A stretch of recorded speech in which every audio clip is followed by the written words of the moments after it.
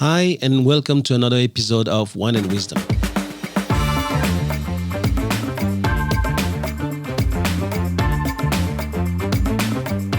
I'm Thomas Hoang, and you're listening to the TL podcast, where knowledge is shared and no one takes themselves too seriously.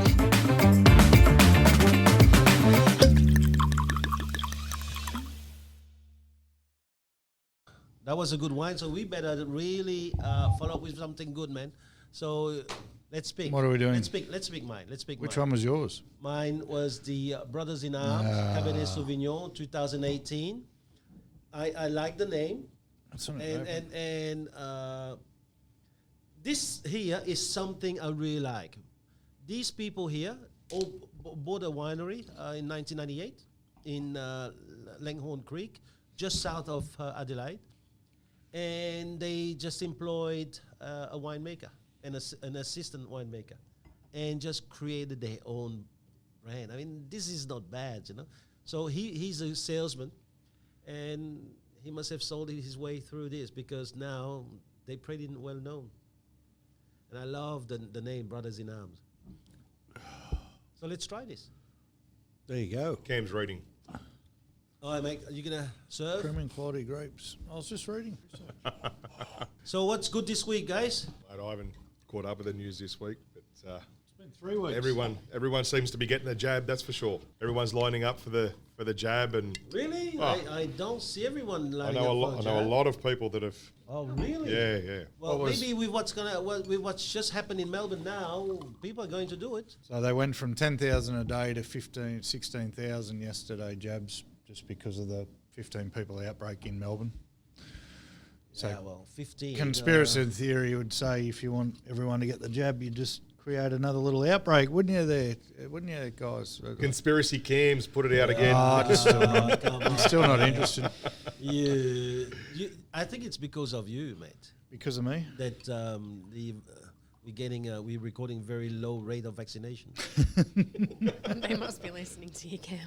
Did you end up talking to my mum on Saturday about it? Were you talking vaccinations at Your any mum? point? Yeah, when we were on Mate, Saturday. I didn't want her to take me by the collar and then throw me out of the house. Mum won't get the AstraZeneca. She's waiting for the Pfizer. I wasn't invited for the whole night, so I just turned up for 2 hours, and then when I left, the real party started. Cheers. Cheers, guys. No, that's nice. That's nice. Sorry, No, Meg. it's not better than mine. Sorry, Don't look at me Megs. like that. Sorry, Megs. Early indications are not good. You know you're. Mine was way better. You know you're. Cody's on my side. You do realise that there is a popular vote, right? It is by like. I feel like this is a stitch up right here. This, There's no stitch up in this room. We are all stoics living by the highest values. That's exactly right. Honesty, integrity, Maybe wine. not, maybe hopefully not. it'll get worse with age. As we open it more, it'll get worse. Very like- with It's been 3 weeks since we've been here. Been a big 3 weeks. Yes, I know, a lot of things happen. A lot of things going on. Let's get self-indulgent. TL, new office, Yeah. Wisebury, Killarney Vale. So tell us about it, guys. So how you feeling? How you feeling, man? Knackered, bro. Yeah. Knackered, bro. Very exciting. Very, very big opportunity. Privileged to be invited to go into business with my mentor. You have changed, though. I have to say. But with that comes a whole lot of responsibility, and that we're getting quite a few listings now. I think we're on, what is it, on 13th now? So I yeah, think 26 we're doing listings, all in Chittaway Point. Funnily enough, Yeah.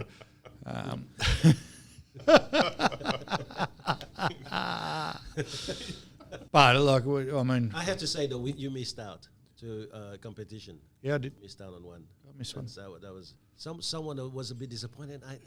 Why would you be disappointed? When you go to a competition, you win some, you lose some. Federer actually lost more games to Nadal, right? But Yeah, no, I was, sometimes you lose, sometimes you yeah, win. I wasn't. It wasn't earth-shattering news, No, mate. I didn't but say you.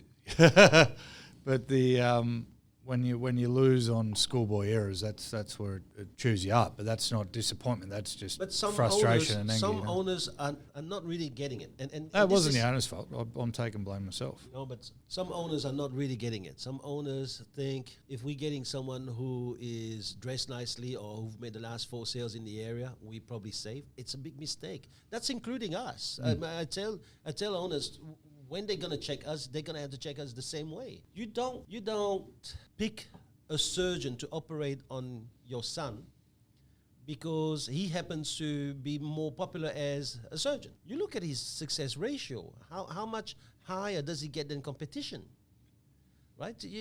Some people even make a bigger mistake, and this is why now there is a trend that's coming out with pictures behind buses, because they think that the more they get to be seen, the better they are, because there's going to be people who are going to go for the popular vote. I've seen him 4 or 5 times. He must be good. How do you pick an agent because you've seen his photo a few times? You need to sit down with the guy, ask him the real question. You need to really ask him, can you give me 5 names of the last 5 clients you have, and let me call them. I hope that reaches out to those who are looking at listing, wherever it may be. Educate yourself to the agents within your area, because unfortunately, majority of people do it the lazy way. Who we see, who we're familiar with, and there is an old analogy: the familiarity builds trust. So when they receive your letterbox drops every week in the letterbox and so forth, and a lot of people, they do pick their agents that way, and they don't go into, and whoever's got the showmanship on the day. Yeah. And I always feel for them, because it happens to be always those owners who had to save for 4 or 5 years before they could buy their own house. So it took them 4 or 5 years to save for the deposit, and they just blew it because they're too lazy to sit down with people and ask a real question. The biggest thing that's come out at the moment, because the market's so good from a price point of view, is and from a time on market point of view, is now more than ever the decisions being made around commission and marketing costs and that sort of thing.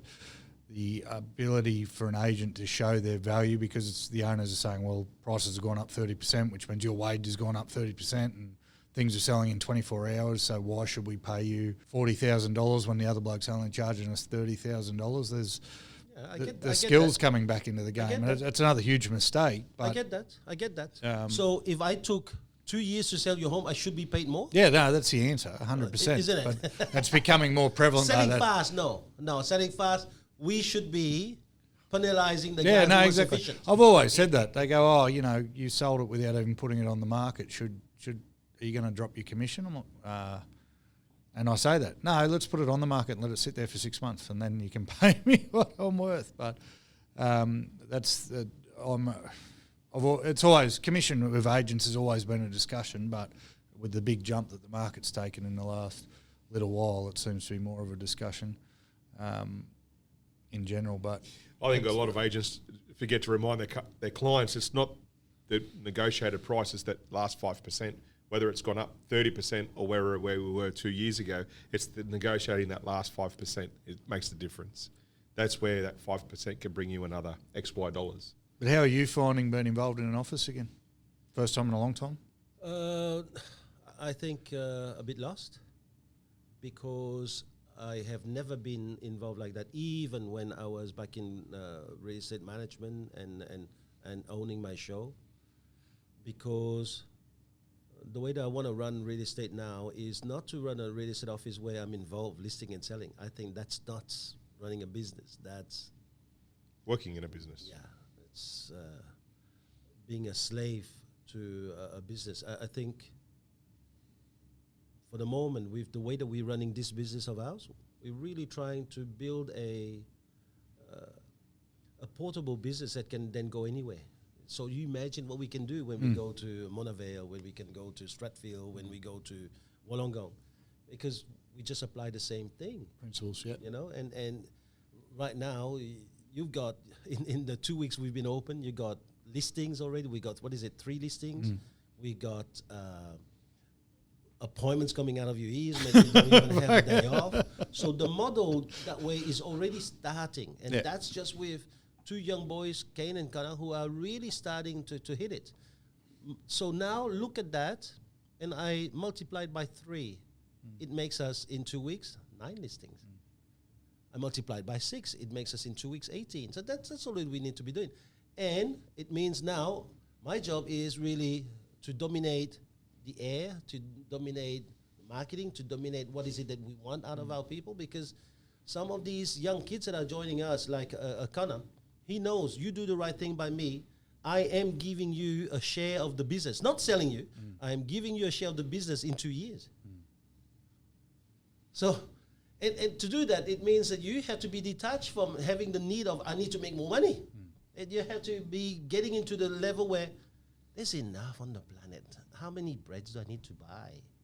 What about now me trying to build these young kids and help them be successful and maybe retain at the end of the day 20%? But what if I can do 10 of those at 20? My diary's going to be fucking full, bro. Yes, yeah, your point is valid.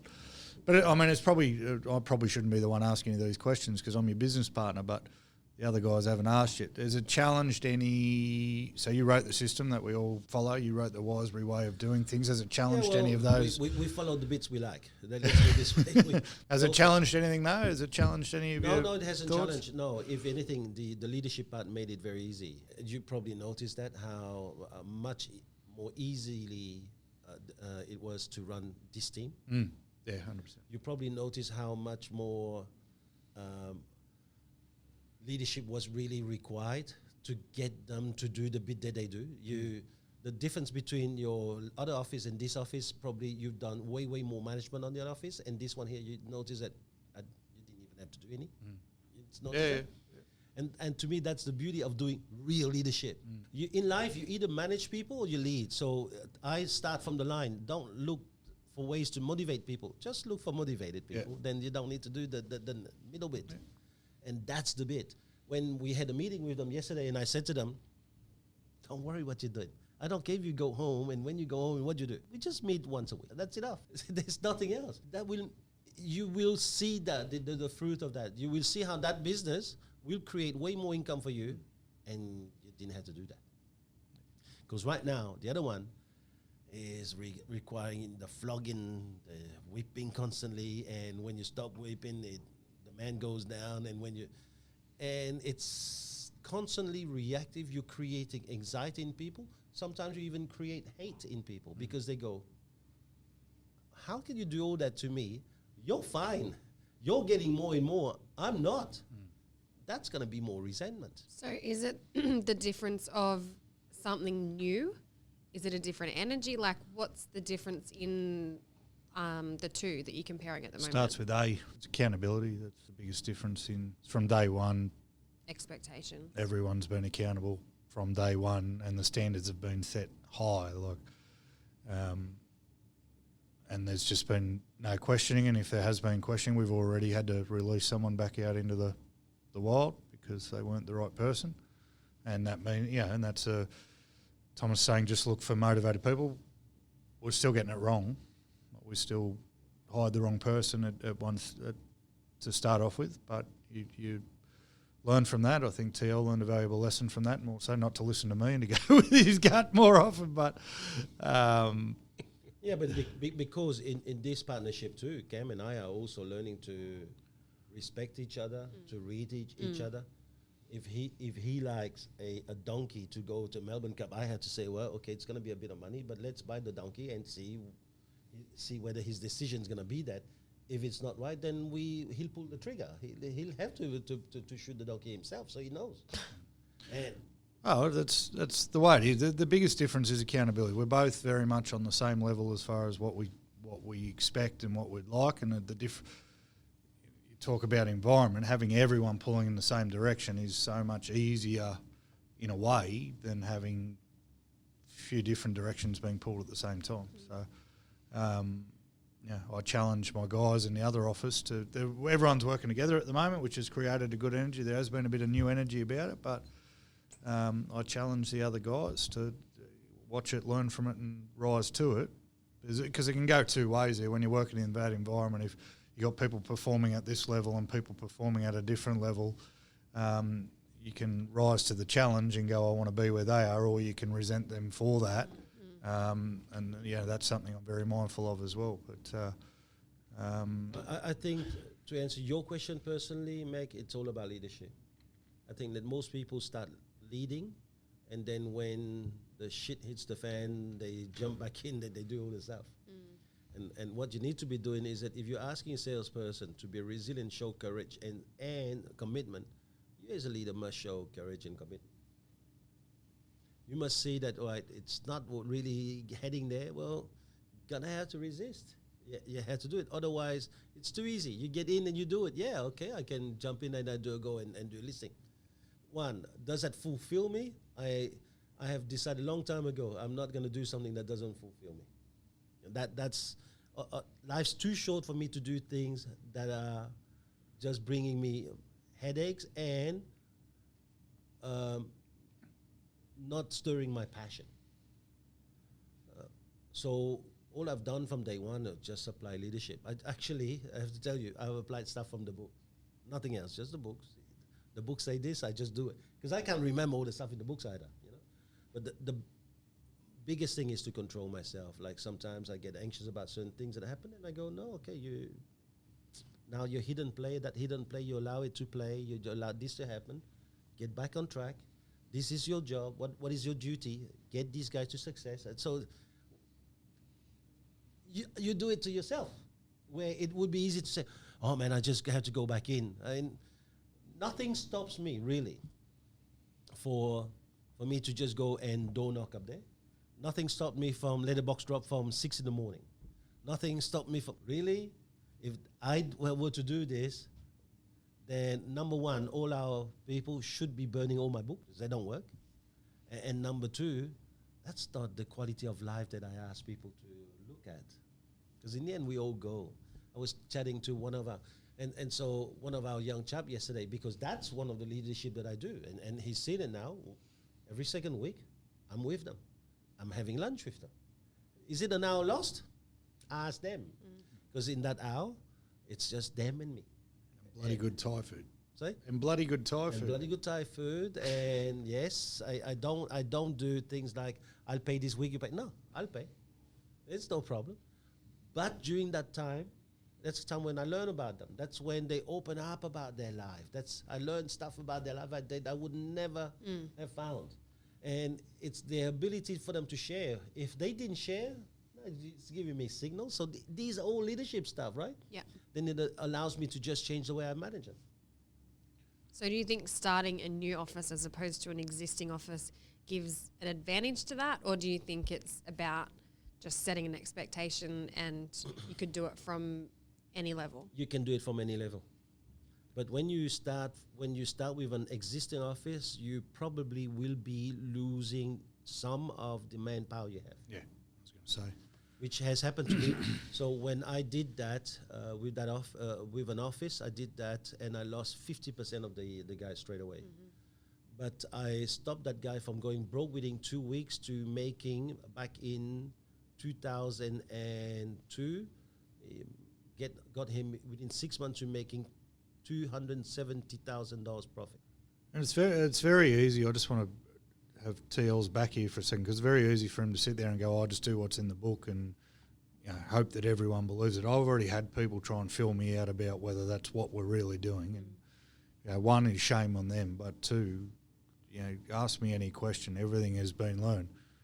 And part of it, I sit there and punch myself in the head at night, because I go, well, why wouldn't I just do that with the other two offices and everything would be fine? But it literally has been a case of let's just do what's in the book, and with adjustments to suit the current times, like letting people work from home and not only seeing them once or twice a week and all that sort of stuff. That's nothing's gotten away from the core values. The guys are doing the first couple of weeks are doing 150 prospects a day, and for years with my other officers, it hasn't happened.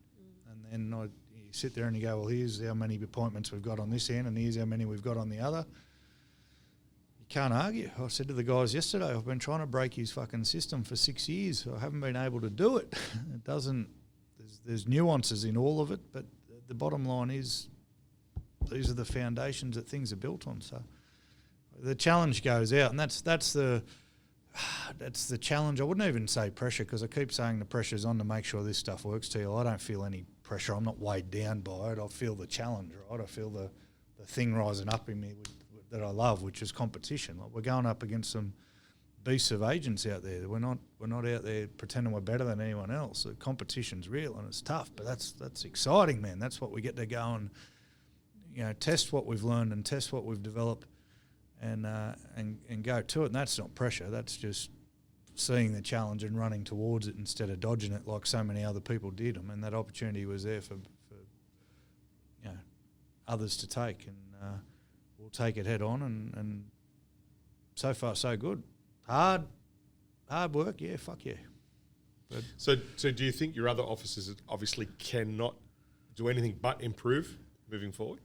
Because you're taking a reflection of what you're learning now.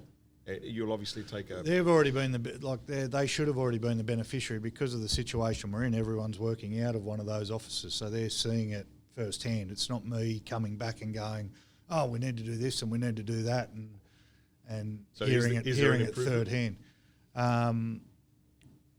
Honestly, no. Why not? Yeah.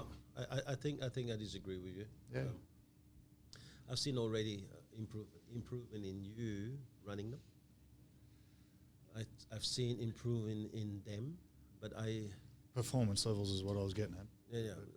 I've seen people like turning up earlier already, where, it's a funny thing because I live about an hour and 15 minutes away from there, and I still am there at 7:45 when I'm there, And I've seen people who've never turned up until it's 8:25 because meeting starts at 8:30, and they were there at 8 o'clock. I've seen people who now want to just lend their ears to what we're talking about. And I always say to them, you're here, might as well just do it with us. And that's my best way of telling them, just train early. I don't say to them, you come and I just say, you're here, let's do this. And they see different stuff. And then I show them how war is happening. One of the things is, one of the guy went, zone analysis, where's that from? And he's been there for I don't know how many years. He's going, really? You work, you're prospecting this way? And now they sat down and they straight away, after I left, they start putting them in. All it is the leader. If you as a leader do not have faith in the system that you employ for them, it won't work. But if you only have faith in the system on how to run them as a bunch of slaves, then you're only doing half. You're going to have faith enough in the system to run you as a leader, because then it'll be really a well-oiled machine running forward. Because, his partner said to me once, oh man, I'm really running off my feet. I said, listen, I can make your life easy. He said, oh really? Just sell me one of your show. You sell me one of your show, you have one business less, you'll have more time off. You can't have more businesses, more opportunity to win and want the same amount of time off. That doesn't work. You tell me somewhere, even in maths, it doesn't work. There's no way that you can have 1 + 1 + 1 is going to be less than 1. Yeah. So there's people who say, I want 1 and I want another 1, I want another 1, but I just want to spend the energy of 1. That doesn't work. Yeah. And so, yes, for the moment, there's a lot of energy. There's a lot of great energy being exerted by even Cam.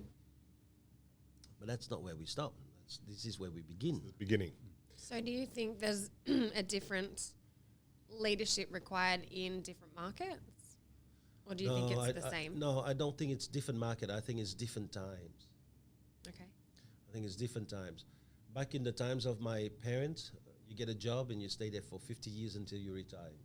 In our times, we get 2 or 3 jobs. If we have more than 3 jobs, we're starting to question.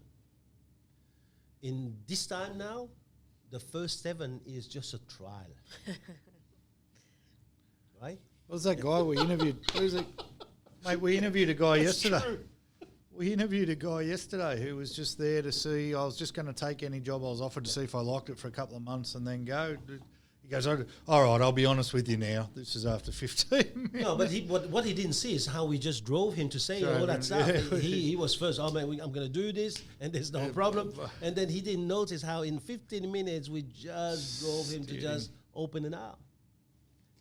I think it's not just one thing. You talked about the zone analysis. One of the big lessons, my team knows about the zone analysis, but you know why they know about it? Because every time I bring it up, I go, you've only spoken to 50% of this and you've only done that, so don't tell me there's no more people to talk to because I know exactly how many people to talk to. He gets it and he goes, oh, look, here's this, here's how you find this street. Now you've got all these more prospects to talk to. How good is that? And a completely different reaction. Yeah. Completely fucking... Same thing, but delivered. And I just go, fuck, you idiot. But I'm using it to smash them, and that's what Thomas said. If you're using the system to treat people like slaves, then you're going to get a result. In 5 minutes, it wasn't that the person who said to him, oh, what's this? It was he's only ever heard of it when he comes to me and says, I've run out of people to talk to, and I go, you're full of it. And, so for me now, that's a light bulb moment. The execution still isn't there from my point on how to use it to inspire instead of punish, but at least now I'm aware of it. So, so my question to you was going to be, what's been one of the biggest learning curves for you? Is it the fact that, vinegar and honey sort of affect with, getting what you want, or is it? The first lesson I needed was that I needed a bigger monitor for my computer because trying to look at, trying to manage 3 officers' TCDs and one is a nightmare. But look, the zone analysis thing was a light bulb moment. The fact that you can just set standards and stick to them and you don't have to be swayed by the popular vote, which is, what I've found with the other officers, and this is not directed at the people that are there now. I've had that office for 3 years now, and I've seen many people come and go, and eventually, as a leader or a manager, I've been worn down to the fact that, I want 100 every day, I want 100 every day, and then it's 75, and then it's just, you get worn down by the resistance instead of just sticking solid. And, another learning moment is when I'm not interested in bowing to the popular vote, I resist heavily, whereas he just says, just do your job. Does it with a smile on his face, and all of a sudden everyone, there is no whip, there's a whip, there's a big stick, but they don't feel like they're getting hit with it. I don't think, honestly, after the short time we've had, the big lessons have sunk in yet, and we haven't had time to sit back and reflect on what's happened yet, because it's been... busy. Oh no, it's been busy, mate. It's been full on. And on top of that, you and I, we don't really spend that kind of time, or no, we're not there for. Yeah, we catch each other on when we can, because there's things that still have to happen outside. There's 5-minute conversations. I mean, he's got 18 different jobs going on. I've got other jobs going on. So there's 5-minute conversations that we try and punch as much into as we can. And when we eventually get a break, or Noosa comes or whatever, you probably sit back and reflect on what's been and pick the lessons out of it. But from my mentality point of view, nothing's ever changed, because I've always been about just go to work, and that'll eventually fix everything. But I noticed a change already in your management, and you will see it'll be much better. And that is a big change. I think that the hardest change in the team is always the leader, not the team. It's easy to change a team. Just if you want to change a team, just change the leadership. Because you sit down, and this is where we're starting right. And I mean, I've worked with an office, as you know, a few months ago, and it was just 3 days a week I just trained. The result just flew up. But then it doesn't really matter what I do. Leadership still sets the limit. They go up. You have a good leader, mate. You give them the worst system, the good leader will make it happen. You give the worst leader the best system, he'll find a way to screw it. That's the thing that we need to really understand. It has nothing to do with, are you new? Are you in a certain area? So you have... We're only at the beginning of this, and we're doing all of this, by the way, without a physical office there. So where our competition's using crap like this, and they're not understanding it. And I keep on telling our guys, tell the people, when competition spend time talking about you, it means that they worry about you. Don't worry about the rest. So as a leader, this is where I teach myself I need to always be on top of my game, that when I'm with Kane and Connor and they have a bit of doubt, I need to fix it straight away. When they are saying something that's wrong, I need to pick it and fix it straight away. But if I'm ready to go and listen, do this, and I don't have the time. It's like, listen, man, I'll talk to you a bit later on because I got to go to an appointment. That's wrong. Or leaders now who are so busy, they're running late to their meetings. But they tell their staff, don't you ever be late. And I go, that's going to be hard to change. Because they go, if you turn up late to meetings, what else are you telling me that's a lie? That's the problem. So, do you know what I'm more worried about with this team in Killarneyville? That I fail my leadership duties. I think one of the unintended consequences, and it's been a good one, is getting so busy. People can use it as an excuse to not do their job at all, or you use it to become more efficient than you've ever been before. And I don't. One of the changes I feel in myself is there is no mucking around with decision making anymore at the moment. It is just bang, decision made, do it and deal with it after. Whereas previously it was, let's think about this for a couple of days, or let's drag this out over a month, or let's see where this goes. And we don't have that ability to do. Do you think it's because of the lack in time, or do you think it's because of your partnership? Oh, like, yeah, partnership as well. But everyone,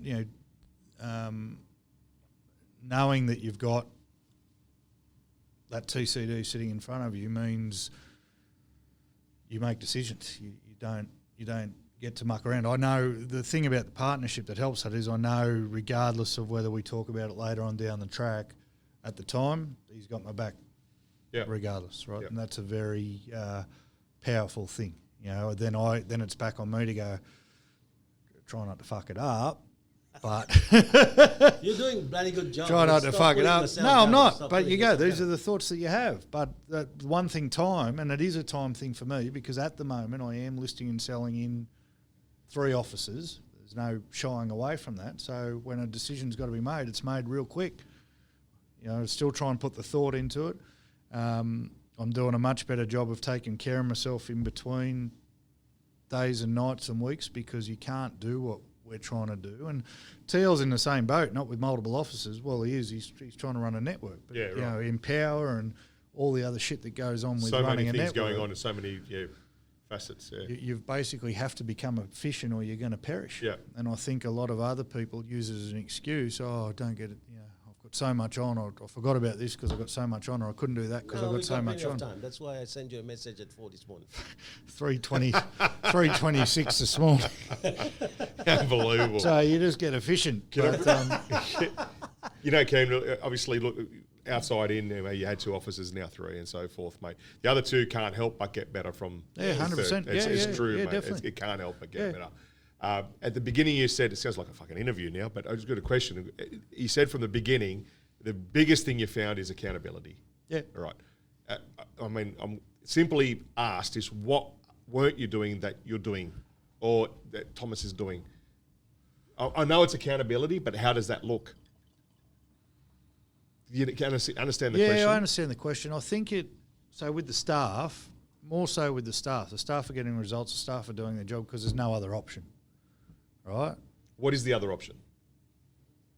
No job. You're no longer... Right. Yeah. But there's only 2 ways of it going. You meet the standard or you apply your trade. Standard is elsewhere. 150 calls, right? Standard's 150 prospects a day. You meet the standard or you're elsewhere. With us, the accountability is, and it's probably where, one of the things we had to sort out before we went into business together was the effect it was going to have on the friendship or the relationship. But because we have the relationship that we do, we can be very straight with each other and say things to each other that in a lot of other circumstances, or from my experience, could possibly lead to a shit fight. So the accountability is there where we can talk to each other and say, this has got to be done. There's no emotion attached to it. This has got to be done. You do this, you do that, you do that. You didn't do this, you didn't do that. And there's no emotion. There's no other bullshit around it. So it's a very easy... Correct. It's a very easy space to be working from. Right? And that's we're working from the point of view we mate first before we partner. So, but some people won't say talk anyway. Yeah, But we can have even business when we were not business partners. I was taking his growth personally. So whatever he was doing that I didn't like. I let him know anyway. So We've been that out hasn't over changed. no, it hasn't. But in other experiences, Yeah. you sometimes go, I don't want to hurt their feelings, or don't want to Yeah. do this. There isn't any of that, and we're not even, because he's got the brilliant art of doing it with a smile. It's not even taking account when we're telling the staff if they're doing their job or they're not doing their job. They're not doing their job with a smile, and they are doing their job with a smile, but it still has the same effect. So it's. But I see you doing that now, you know? It's setting a standard. I'm getting better. Yeah, you're doing good. Sometimes I still are you lose now, my smile. in the other two offices, are you now increasing expectation? I've thrown the gauntlet. Because I'll tell you, like, honestly I've thrown the speaking, gauntlet, right? I've said to them, you're seeing what's happening here. You're seeing what they're doing to produce that. You can stay doing what you're doing, or you can meet the challenge. what's the difference between them and you? Yeah, right. And I've vocally said that. I said that yesterday because the difference is stark. I'm not 100% in control of targets and stuff with the other businesses, so it's got to be a team effort pulling together. But you know, when our guys in Killarney Vale are getting looked at sideways because they only did 120 in a day instead of 150, and there's guys sitting across the room who are happy that they've done 30 in a day, it's a you know, Big contrast. massive Big contrast. contrast. And yeah. if I'm me, like I go back to, this is the thing that frustrated. I got a bit frustrated yesterday, and I thought I'd got it all off my chest, but I was still a bit frustrated this morning. So I was talking to my wife, like, Thomas yesterday said to the boys, because they said, "What if we go door knocking all day?" He said, "No, because I've never door knocked all day, and I'd never ask you to do something that I've never done." And when I started, I didn't go home before 8:30 at night, and I did 150, or it was death. You know, I still remember getting blasted one day for doing 149 prospects and going home at 149. I've been there and I've done it, and I've done the grind, and that's where I am. You talk about getting lucky, and anyone can get lucky. When anyone tells me I'm lucky, they're lucky they don't get their head knocked off their shoulders, because I know what it's taken to get where I've gotten. Absolutely, yeah, absolutely. And it frustrates me that I haven't done a good enough job of being able to convey that to the rest of the people who have come and gone and are still there, because I sit there and I go, they've seen me do it, I'm here. I've got this now, I've got 3 offices, why can't they buy into what got me there? And that's the bit that frustrates me. So. So we spoke about previously about hiring motivated people, not getting motivating people, right? Do you think it's part of the hiring process in getting those people that will follow that leadership style, Cam, that says, "Mate, this is what you need to do, 150 calls, don't look at the clock, sit in your ass, get those connects made." Yeah. Is it hiring the first step, Thomas? No, I don't think the hiring is the first step. Obviously, it is the first step, because that's where you select whether you find the motivated people or not. But let's imagine you have greyhounds for racing. They're motivated by the rabbit, right? Or that fake rabbit that goes around. Yeah. Let's imagine now you start getting them to race without it. You'll see how fast it's going to start slowing down. Right. And so what happened is we hire the right people, but we don't do our job as a leader. Well, then the motivated person slows down and stops. So why? Because they motivate, but they join you for some reason. That reason. The reason you say to them, and the 2 boys, I've got young Kane, mate, I'm fighting him to say, mate, slow down. When you're ready, I'll let you know. Don't worry. He just want to go out there, because he's now heard that I told his brother, who was a plumber 3 weeks ago, and now I told him, next week, you're going out to listing. You're ready, right? And he's going, when do I get out? When do I get? Like, this is what you want in a team, a bunch of guys, where do I go? When? And they learning, and they studying, and they do things at home. And to do that, you have to do it. A horse in the racing, mate, I'm sorry, it needs the whip. It needs the jockey to know when to slow it, when to unleash it. If the jockey doesn't do it, sorry, man, that same horse, Wings, would never have won one single race. You put me on Wings, there's no way you win a race. I question this then. We're talking about the guys being in the same office, and we've got side of the room making 150 calls. We've got the other side of the room, not achieving that. And we've also spoken about your environment breeds, the person that's in there, right? Will not a natural effect, one will either lift or one will either come back? But I think it has lifted them. However, I'm the rider of our office. So they know as soon as we sit down. So the two that are accountable to you? Yeah. And then the other team, they go with Karen Span. So we've got different jockeys. Yeah. So it's a different talk. It's you let them off at different level. Some unshakable standards is the difference. You Some don't standards do- are pliable, some standards aren't pliable. And you either want to be riding in this race or you go and ride a different race. And that's the fear I have is instead of taking it as inspiration, it gets taken the other way and goes there. And but if they make that choice, we just did a whole podcast on will, and you're in control of your own will, then that's to a certain point that's on them. Do you so you believe now it is how it's delivered, though? Oh, there's a huge part to how it's delivered, but it's also for having very inflexible standards, right? TL's got inflexible standards. You do this, you do this. At the same time, the guys are allowed work from home, go wherever they want. We don't have to see them. We don't ask them every 5 minutes of the day where they're at. So while you have to meet this, and this, how you do it, don't care. So your standards there, and then manage your own time. No need to micromanage. They'll either do it or they'll find another job, find employment elsewhere. They've got freedom while they don't have freedom, if that makes sense. No, absolutely it does. The standards are set and you meet them, but around that, very open book and open, And the key is to do it with smile and relaxing manner. But what happens is That's leaders give up, hang on, right? Leaders give up. So what happens is they don't do the 150 once, do your 150. They don't do it again. Listen, really need you to do your 150. Don't do it again. Oh, look, let's try and aim for 100. Okay. Right? So Don't do it again. Oh, look, maybe 100's too much. So, all right, Make bring it it back. 75. All And right. that's what happens, right? So The standards. point of least resistance, absolutely. But bring it back. So what would you do? It doesn't happen the first time? I say nothing. They put the numbers in. When I'm happy on the WhatsApp, I go, great work. Like yesterday, they only had they had half a day they'd taken. At 1 o'clock, they were still sitting with me. So so you have to use your judgment. So I go, okay. If they did that and they had plenty of time, I'd say nothing. Okay. The problem is we say too much and not follow on what we say. Okay. So let's say we had an office that I standards know had the answer to your question, because the answer to your question is after Good. 2 or 3 times I wouldn't be there anymore. That's really what would happen. Okay. But now, It has happened already. But the finesse of being flexible, we're sitting with, because I don't think a lot of owners see that, the finesse of being flexible when you're saying you've sat with them for half a day, having training and lunches and so forth, and then to say go out and get your connects, to expect 150 that day is unreasonable. Yeah, absolutely stupid. But I think there's a lot of people that Unless still, you can do it. If you can do it, then you can expect it of others. Okay, so that you need to be flexible, and that's one of the But principles. let me tell you the best part of yesterday, because I was there at 7:45, and we had interviews, we had one-on-ones, we had our meetings, we had training.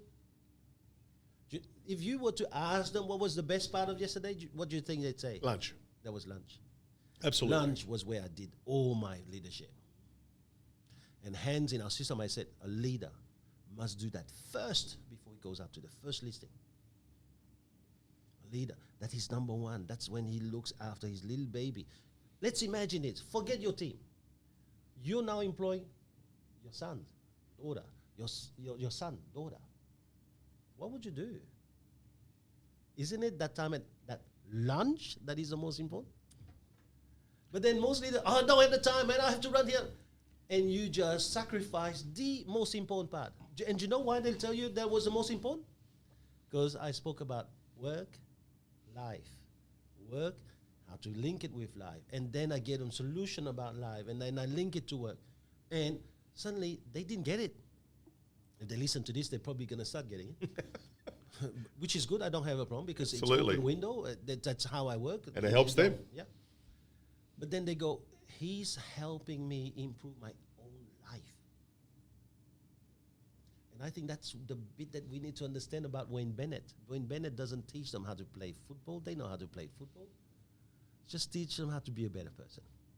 Leave the football to them. And they wouldn't have got on doors until after 2 o'clock yesterday afternoon. They both still got over 50. Yeah, well, and appointments. And appointments. More importantly. yeah, that's beautiful. But it's just it's from day one. The thing I notice is it's from day one. So we hire people, we want them to be excited to be there. So day one is, I had to pull him up because day one he's like, what, they've got to do 150 and they've got to do this. I said, hang on, big fella, they've got to do their work contracts and there's a whole lot of administration stuff that Crystal has to go with them through. Day two, we'll hit them with 150, right? But it really is from day one, Yeah, where the I might expectation. spend, on the other side, I've spent a week or 2 weeks onboarding someone. This time we'll teach them this, and this day we'll teach them that. And they've done 2 weeks, they haven't done their target Straight away, bang. numbers, and it doesn't change since. So try and get someone who's been working for a week or two comfortably and kumbaya and everything's happy to then go to a level Honeymoon of, period over, Band-Aid off. now let's you've go. got to do 100. Yeah, right. Yeah, fucking no chance. So right? 2 questions. I've got 2 questions for you. I mean, this is a long podcast, but it's good. 2 questions for you. Number one is those leaders that aren't taking the staff members out and making that connection with their owner, with their team members. Do you feel it might be because number one, they feel they don't have time or it's not worth their time? But number two, maybe they don't see it how to add the value to those staff members. They don't know what to say. They don't know how to inspire. No, they're going, they should be out knocking on doors. So you think it's a combination? Do you think it's There's a lot. There is a lot of things. It depends on the hidden place of the leader. Okay. So if the hidden place of the leader is greed, they would want you to knock on the next door. If the hidden player in the leader is anxiety, they may not want the confrontation. They push it. They say, okay, well, today was their first day. Let's go easy.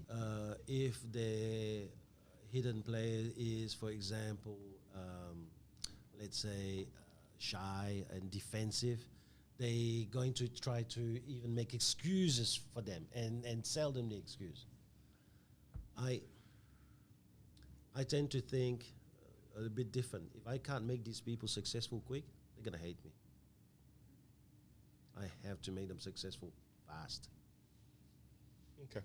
The second question was, and Cam's very lucky for the fact, not lucky, but you worked well to get where you are. but Make it's your gonna- own luck, mate. It's going to improve from where you are. That you've got some people doing the call, some people not. All right.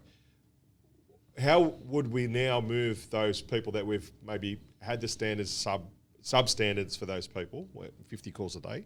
How would we slowly start to get those move up? Because we cannot rip the Band-Aid and go, we want 150 straight away. Tough question.